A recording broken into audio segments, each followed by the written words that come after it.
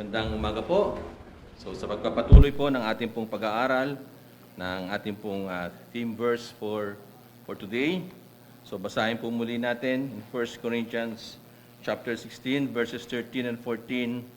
Watch ye, stand fast in the faith, quit you like men, be strong. Let all your things be done with charity. Tayo po'y manalangin.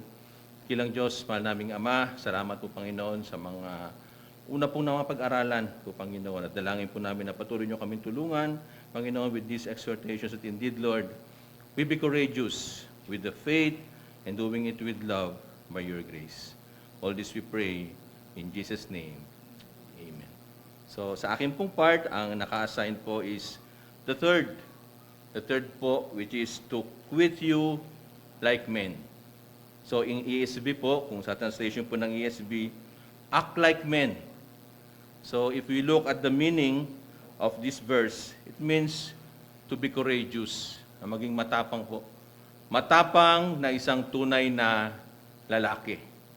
Alam niyo po, nung elementary ako, sinabihan ako ng klase ko na hindi raw ako tunay na lalaki. Sabi kasi niya, tignan mo kayo makukubo kung malinis. Malinis naman. Hindi ka tunay na lalaki. Kasi ang tunay na lalaki, pag tumingin ng kuko, pag ganyan. Hindi raw pag ganun. So, ako pambihira, nadali ako So, naghanap po ako ng classmate ko na magagantihan. So, may dumating na isa, sinimplihan ko. Sabi ko, tingnan mo ako kung malinis. Malinis naman. Sabi ko, pambihira. Okay. Napaisip tuloy ako, hindi ba ako tunay na lalaki? Alam niyo po, on a more serious note, that's how society judges manhood. Tinitignan po nila yung pagiging matapang na isang tao from the outside. Okay? Pero alam niyo po, the courage that Paul is teaching us here today, it's not coming from the outside. It comes from the inside. This courage rises from within us because this courage is in response to faith. Alam niyo po, hindi mo kailangan magpakita ng toughness para maging matapang ka. With the faith that God is giving us, alam mo na ang Panginoon kasama mo, alam mo ng Panginoon na He will never forsake you nor leave you, then with this thought, courage rises within us.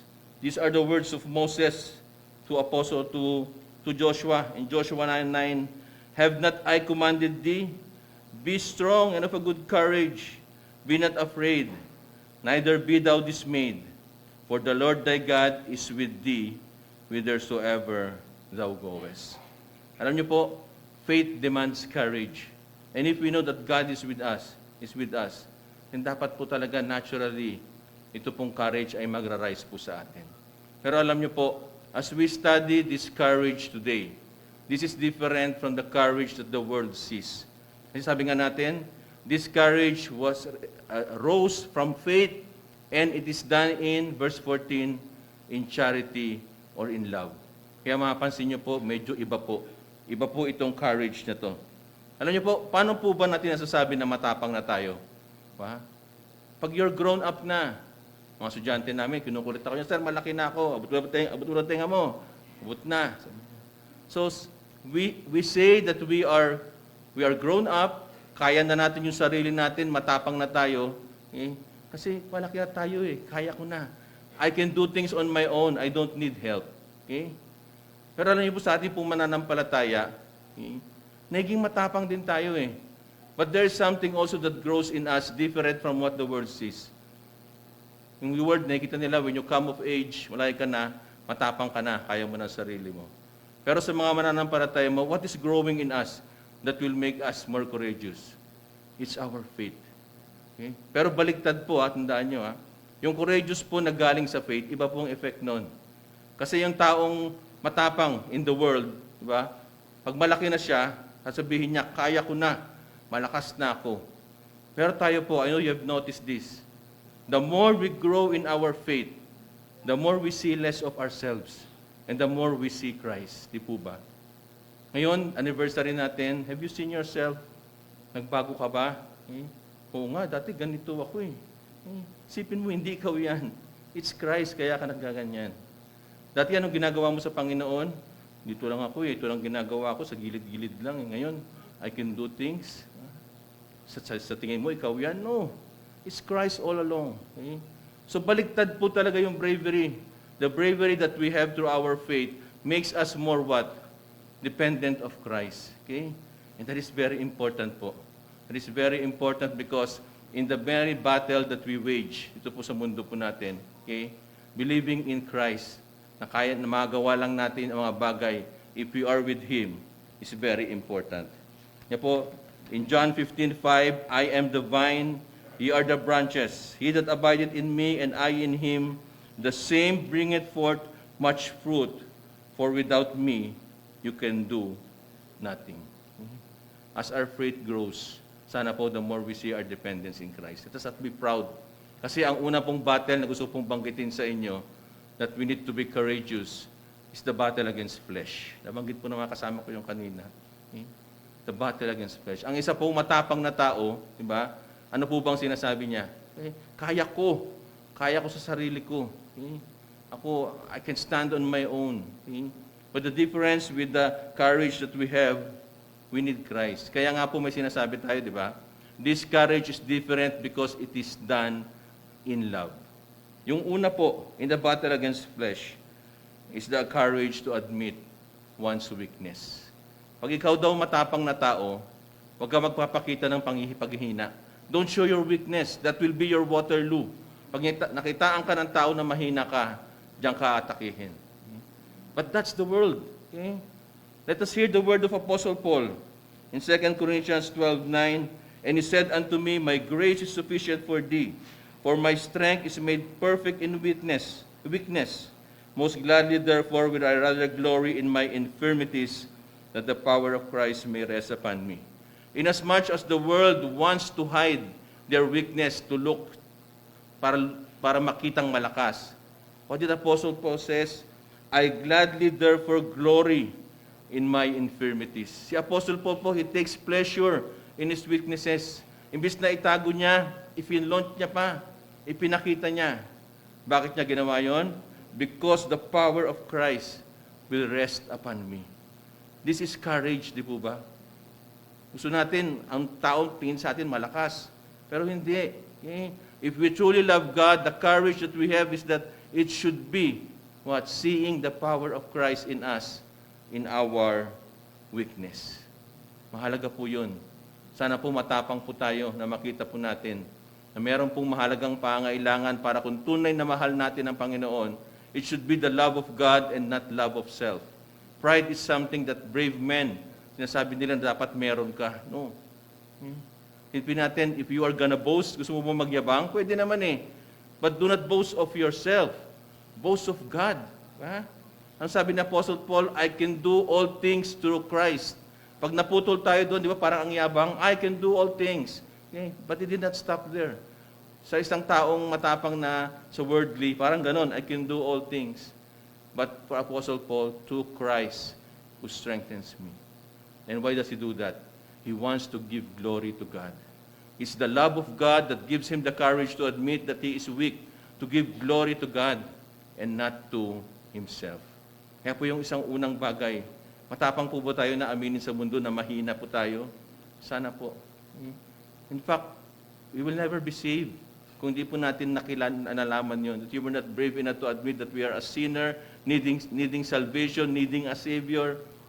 Doon po nagsalita yun. Huwag po natin iwan yun kung saan po tayo nagsimula. At indeed, we be brave enough to admit that we need Christ. We do it what? For the love of God and not love of self. Second po, another point wherein we need to see Christ and not ourselves is for the love of others. Tayo po, binang mga mananampalataya, we grow in our faith. And what do you call that? Ano po bang tawag doon pag nag-grow tayo sa ating faith? It's maturity. It's spiritual maturity. At mahalaga po yun. Sa tingin nyo, paano po ba tayo tatagal dito po sa church po natin? If we look, katabi kayo sa katabi nyo, tumingin kayo lalo sa harapan nyo, this is a very sinful, imperfect person that is part of this church. And for us to flourish in our relationships, we need to be matured. Di po ba? Kailangan po yun. We should be brave enough to admit that indeed we make mistakes. Bravery po yun. It's a battle against the flesh. Pag ikaw daw matapang na tao, huwag kang mag-aamin ng pagkakamali mo. You look inferior to others. Mapapahiya ka. That's the world. But for us Christians, no. Okay? We have to admit that that we do mistakes. Because if we do that, we can flourish in our relationships. Po ba tayo? Nagkakamali tayo eh. Diba? And what is important? Yung bang pride po natin? Di ba yung relationships po natin? It's the love of others. The greatest command is to love God. And next, you love others. And why do we have to be brave? Because this church has to continue with the blessing of all of us flourishing in our relationships. Sana po wag po tayo magkakaroon ng much pride in us na kung saan we make excuses. Ang isang tao pong matapang ay may responsable. He should take the responsibility. Nagkamali talaga ako. Kapatid, it's my fault. It's my fault. Ako ang nagkamali. Ang ganda po, importante po yun that we don't make excuses. It's the battle against the flesh and we should have the courage to fight that. Do we remain teachable? Diba? Minsan may lumalapit sa ating mga kapatid po natin. It's not a rebuke. Diba? It's doing it with love. Tuturuan tayo. Diba? Oh, mga brad, mali ako eh. Mali ako. That's doing it in love. And do you have the courage para sabihin sa harapan ng kapatid mo, oh kapatid, mali talaga ako. That's bravery. Yan po yung katapangan na importante po sa atin. And how about forgiveness? Forgiveness is an act of faith. Pag-iisipin natin, kaya ko ba magpatawad? Sa Panginoon lang yan. Yung hurt ko, sa tingin mo makaka-recover pa ako dun sa hurt, dun sa sakit na pwedeng ibigay sa akin? Have faith. Okay? Ang Panginoon nga, napatawad tayo eh, di ba? Sometimes we believe we cannot handle the injustice. Hindi ko kakayanin yan, sobra yung nangyari sa akin. Have the courage, have that faith that indeed you will be healed and you can handle that. Okay? Mahalaga po yun na tayo po bilang mananampalataya, in as much as we are forgiven. The battle that we have is the battle against the opposition. Diba? Pag may laban ka, diba? Kailangan maging matapang ka eh. Okay? We fight against Satan, we fight against this world, nabanggit din po kanina. Pero ano po bang kailangan natin? Kailangan natin ng courage. Alam niyo po ako, alam naman ng iba to eh, puro ako sports. Mahilig ako sa sports. Bata pa lang ako, nanonood na ako ng mga interviews, ng mga athletes, babasa. Alam niyo po, there was one, ito pong napanood ko, na sabi, paano mo ba i-approach? Kasi nag-rise siya eh. Na, alam niyo po yung tennis, di ba? May seeding yan. Ang layo ng seeding niya. At paano ka nakaabot agad? Ang bilis mo, nakaangat ka dun sa mataas na seeding. Ano bang mentality mo? Sabi niya, mahalaga na pag sa kalaban mo, wag yung darating ka sa laban na parang feeling mo dahil malakas yung kalaban, talo ka na. There are some athletes daw na kaya natatalo because even before the game starts, they already feel that they have lost. Kasi ang tinitignan nila, ang lakas ng kalaban. If we truly apply this, totoo po yun. Ang lakas po ng kalaban natin dito sa mundo. The world, Satan, is really very strong. But if we look again to the words of Moses to Israel, in Deuteronomy 3:22, ye shall not fear them, for the Lord your God, He shall fight for you. So titignan mo yung lakas ng kalaban, tignan mo kung sino kakampi mo. The Lord shall fight for you. Ano bang record ng nating Panginoon? Nataro na po ba siya? Siguro kung may win-loss record ng Panginoon, automatically 1,000, 2,000 to 0. Walang talo po ang Panginoon. Okay? We know that. Pero, alam niyo po, again, this world, sometimes it seems like the Lord is losing. And most of the time, it seems like we are also losing. Okay? Kaya sabi ko nga po, iba tong bravery. Iba tong bravery na pinag-uusapan natin. Look to Jesus Christ. When Jesus Christ suffered on the cross, tignan po natin, may fear ba? Natakot ba si Jesus Christ? Alam niyo po, when Jesus Christ mentioned the words, yung, let this cup pass from me. At ba sinabi ng Panginoon yon? The Lord Jesus Christ mentioned those words for us to remember na siya bilang isang Diyos, nung naging tao siya, He experienced fear. Natakot din siya. Para sabihin sa atin, huwag kayong mag-alala, yung fear na naramdaman nyo, naramdaman ko yan nung naging tao ako. Okay? But did Jesus Christ stop on that fear? Tumigil ba siya? Sabi natin, anong kailangan mo for you to be able to have courage? You need to have faith. Anong sabi ng Panginoon after that saying na, let this cup pass from me, but not I, but your will. What does that mean? Kung sinabi mo na ang gusto mo ay yung will ng Panginoon, it only shows that you have faith in Him. A man that is courageous, a believer that is courageous, should obey God even in difficult circumstances. That is bravery, di po ba? Alam ng Panginoon, He has to die on the cross. He will suffer. Okay? Pero He was courageous. Why? Kasi sabi niya, I believe in your will. Tayo po, kung nahihirapan po tayo, doing it for the Lord, naniniwala po ba tayo na yung nangyayari ngayon? This is the path to victory? We should. Okay? Pag titignan mo yung nangyari sa Panginoon, it seems like He's losing. Di po ba? Ganun po eh. Ganun po tayo minsan, ganun din sa Panginoon eh. Okay? It seems like He's losing. Pero sabi niya, but not my will. If he follows the will of God, definitely, alam naman natin yung end eh. Natalo ba siya? No. He did not. Okay? Because he believed that this is the will of God, this is the best that we should do. And if we know that this is the best path, that it will lead to victory, then we should have the courage na ituloy po yun, sundin po ang Panginoon. Okay? And ang Panginoon, alam niyo po, again, sabi natin, kakaiba tong courage eh. It is done in love. Nagalit ba ang Panginoon? Kinukutsa na siya, pinapalo siya, pinako sa krus. Okay? Anong ginawa ng Panginoon? Ang away ba siya? No. Okay? He even said, ano sabi niya? Father, forgive them, for they do not know what they do. You see, in the midst of this courage that God had para tanggapin yung suffering niya, there was still love. Nagmamahal pa rin siya. Iniisip pa rin niya yung mga taong nagkamali. Okay? Forgive them, Lord. Patawarin mo sila. Okay? This is the face of bravery in face of opposition. Okay? Nagpapatawad. Okay? Tinatanggap yung sacrifice. This is it. Binanggit ni Elder kayo na si Daniel. Tandaan niyo si Daniel. Okay? There's something in Daniel. Ano niyo po, ano yun? Yung heart po niya. Because if we look at the verse, binanggit po doon, hindi ko na po babasahin para mabilis po tayo. Daniel purpose in his heart. Diba? Nabanggit po yun sa isang mga verse in Daniel. Daniel had that. His faith is what? He is committed to be truly loyal sa Panginoon. Ano man po ang circumstances, he has purpose in his heart that he will obey Him. That is faith. At dahil po sa faith na yan ni Daniel, nagkaroon po siya ng courage. Di ba, nung pinagbawal na anong pinakain sila, Daniel was called to be trained in the courts of Babylon for the king. Diba? Eh, paano yung pagkain? Diba? Magkakaroon sila ng pagkakasala with the food that was served to them. Ano bang ginawa niya? Natakot ba siya? Diba? Kung iba yun, wag na ako magsalita. Baka mamaya magkaroon pa ng problema. But no. Okay? Daniel was very courageous. Lumapit siya, di ba sinabi niya, pwede po ba? The words is, I beseech you. Sabi niya. Okay? It is done in love. Ano ba siya? Nag-hunger strike ba siya? Hindi. Okay? You see, he did it in love. I beseech you, nakiusap po ako, I beg you, pwede po ba kakainin ko lang muna vegetables and water? Sinabi po niya yun. Okay?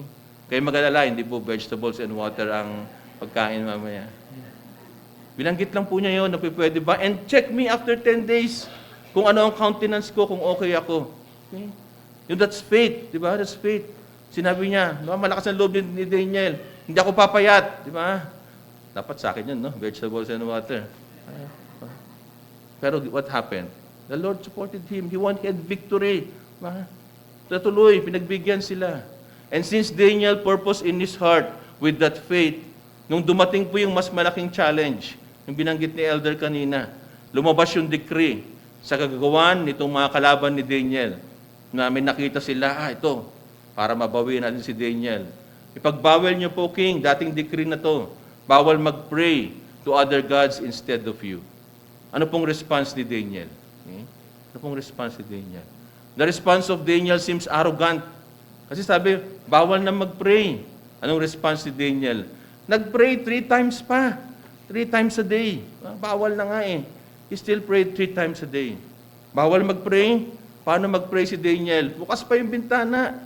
in the balcony because he wants to pray in the direction from where he came from. Okay? Is that arrogance? No. It's an act of faith. Okay? It's love. Okay? Alam niyo bakit ganun po ang response ni Daniel? Kasi bago pa man lumabas yung decree, yun na po yung ginagawa niya. Araw-araw na siya nagpipray ng 3 times a day. Araw-araw na siya nagpipray towards that direction. And, papaguhin niya ba yun? Would he rather obey men rather than God? No. He had the courage. He will continue. He will continue to be faithful. Tutuloy ko ito, itong kailangan kong gawin. Hindi ako arrogant. Ito na kasi yung ginagawa ko. Okay? That's courage. And again, ano bang ginawa ni Daniel? Alam niya, nakagawan to ng mga kalaban niya, inaway niya ba? No, hindi naman, di ba?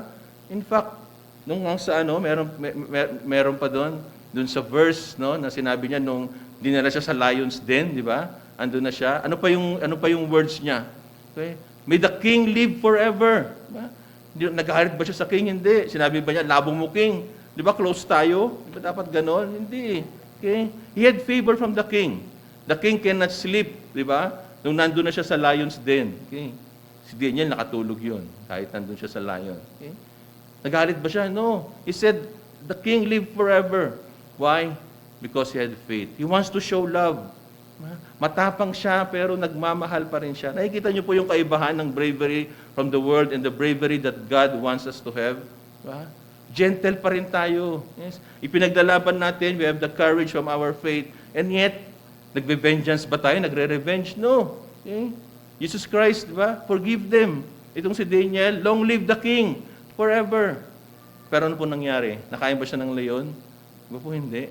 Hindi naman. Yes, he won. He had victory. Pero nung una, di ba, parang talo na eh. Parang talo na. Inyo, ganun din po tayo. Okay? And one thing that is important, if we see the life of Daniel, alam niyo po, in times of danger and problem, anong ginawa niya? He continued praying. And that's a sign of a courageous man. Whatever the circumstances, we should continue praying. Yung po dapat po natin gawin. Dahil we have that faith and the love of God. Diba? Kaya mo sasabihin yan? Maghanap ka ng connection mo? Maghanap ka ng makatulong sa'yo para i-save ka? No, you went straight to God because He loves God. At alam niya yan ang siya makatulong sa Kanya. Okay? Kaya nga po tayo, alam po naman, di ba? It's no secret. This person standing here, all of us, may mga battles po tayo, di po ba? Marami po tayo mga pinagdadaanan, iniisip. Okay?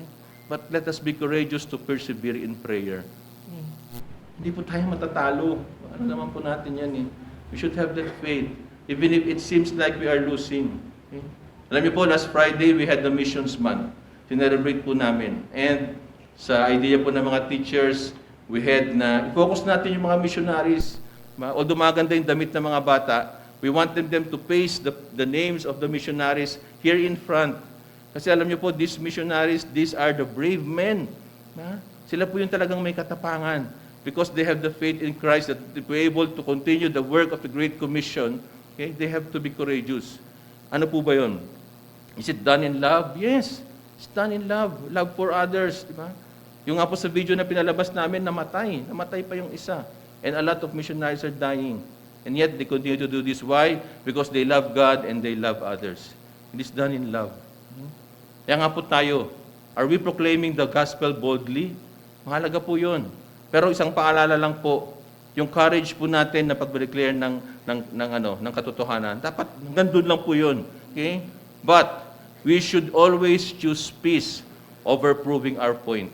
Dapat hindi po tayo, nung pagka-inopose na po tayo sa proclaim ng gospel, makipag-argumento na po tayo. No. Choose peace. Alala ko po, nung doon ako sa old work ko, okay, may nag-uusap kami about something sa Panginoon. Okay? And it seems it's going to something na parang argument na, and I nag-stop na po ako. At natuwa po ako dahil nagulat ako, narinig ko sa kasamahan ko. Sabi niya, si Gerard hindi na may kipagtalo yan. Kasi pag nakipagtalo siya, hindi na siya Kristiyano. Nagulat ako that they understand, okay? That indeed, we have that need.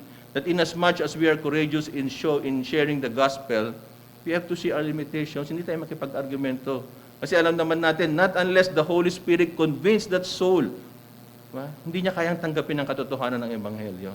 So it's not us. So again, ang paalala po dito, can we see? Can we see po the face of courage for a believer? It is obeying God and doing it in love. At huli po, sa ating pong church. We are celebrating our 48th anniversary. Matapang ba tayo? Is the church brave because ang dami natin? It's a big church. Is our church brave because we have many resources? Is our church brave because we have many connections? Ano po ba? Bilis namin nagpakabit ng pedestrian. May connection ba kami sa DPWH? Hindi po. It's prayer. Pero mahalaga po, maalala po natin dito. Again, ang sabi po ng Panginoon, if we see kung ano pong sinabi niya sa sa Corinth, nung siya po ay, in 1 Corinthians 3:9, for we are laborers together with God. Ye are God's husbandry. Ye are God's building. Yes, we are part of this church. Nagkakaroon po tayo ng success one way or another, pero tandaan po natin, again, it's not us. For we are laborers together with God. Again, that's faith. Okay? We should be brave in this church because we know we are co-laborers together with God. And God sees us that we are His husbandry, we are His building, we are His family. Kaya nga po, let us be courageous. Okay? Titingin ka ba sa resources natin? Nung una, gustong-gusto namin magka-lift. We are hesitating. Pero kailangan ng mga elders ng mga elderly namin ng elderly natin. Tapos bigla nagkakaroon ng wisdom yung mga kasamaan namin. Kaya pala, ito pala. Okay? Is that trusting on our resources? No. It's trusting about God. Diba? Our school ministry, ilang taon na po, alam naman po yun, medyo ang dami pong problems. Okay? But indeed, what makes us go further and continue this ministry? It's the faith. It's not the resources. Okay? Tayo po, we are adopting the plurality of elders. Nung umattend po kami ng weekender, ilan pa lang, ang dami po namin doon, pero parang 2 church pa lang yung nag-a-adapt po ng ganito. And yes, sabi nga ni Pastor June, ginagawa ba natin to kasi dahil nag-iba na tayo? No, it's biblical. It's faith. If we believe that it's in the Bible, then it should be that our faith that would lead us to have the courage to adopt the plurality of elders. Ako natatakot nga ako Sabi kasi ni Pastor June, pagka pala elders ka, pastor na rin tawag sa'yo. Wow, parang, are we up to that? May matakot ka. But again, where will that courage come from? It's the faith. Naging elder ka, hindi dahil sa'yo. Nagugulat ka ba ngayon? Ba't nandyan ka? Stay on the ground. It's all because of God. It's all because of God. Kaya nga po talaga po, the courage should always be coming from our faith. And let me end po with this verse. Philippians 1:6, being confident of this very thing, that he which hath begun a good work in you will perform it until the day of Jesus Christ. What is the good thing that God had begun unto us? Ano po ba yung pinakamagandang ginawa ng Panginoon sa atin? Dati pa. He gave us faith. Po ba? Binigay niya sa atin yung pananampalataya na yan.